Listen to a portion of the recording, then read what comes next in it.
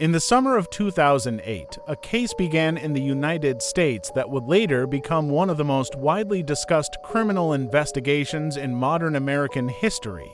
At the center of the story was a young woman named Caylee Anthony and her 2-year-old daughter, Caylee Anthony.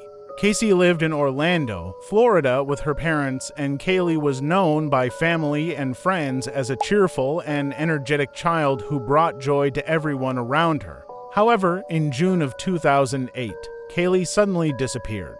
What made the situation unusual was that no one reported Caylee missing right away. For more than a month, Caylee told different stories about where her daughter was. She claimed that Caylee was staying with a babysitter named Zenaida Gonzalez. She also told friends that she was busy working and that everything was under control. But behind the scenes, Caylee's family began to grow worried. On July 15, 2008, Caylee's mother, Caylee Anthony, contacted authorities. She reported that Caylee had been missing for about 31 days. Caylee also told the emergency dispatcher that Caylee's car smelled strongly of something unusual, which increased the family's concern. Once the report was made, the case quickly gained attention from investigators and the media. Police immediately began questioning Caylee Anthony about her daughter's disappearance. During the questioning, Caylee repeated the story about the babysitter. But when detectives tried to verify the information, they discovered that the babysitter did not exist. This raised serious concerns about Caylee's credibility. Investigators also discovered other inconsistencies. Caylee had told people she was working at a well-known theme park, but when detectives accompanied her there, she eventually admitted that she had not worked there for years. As these contradictions grew, the investigation intensified. Meanwhile, volunteers and law enforcement officers searched across Orlando for any sign of Caylee.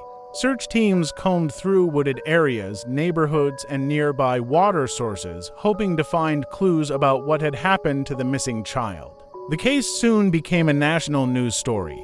Television networks covered the investigation daily, and many people across the country followed the developments closely. Months passed with few answers.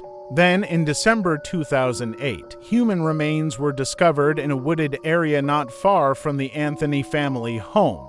Authorities later confirmed that the remains belonged to Caylee Anthony. The discovery shocked the community and brought renewed attention to the investigation. Soon after, prosecutors charged Caylee Anthony with first-degree murder, along with several related charges. They argued that Caylee had intentionally caused Caylee's death and had attempted to cover up the crime. Caylee Anthony pleaded not guilty. The trial began in 2011 and quickly became one of the most heavily televised court cases in the United States. Reporters from around the world gathered in Florida to cover the proceedings. During the trial, the prosecution presented evidence and argued that Caylee had been responsible for her daughter's death and had tried to hide the truth for weeks. The defense team presented a different explanation. They argued that Caylee's death had been accidental and that Caylee's unusual behavior afterward was the result of fear and family dynamics. For several weeks, both sides called witnesses, presented evidence, and questioned experts. Millions of people watched the courtroom proceedings live on television.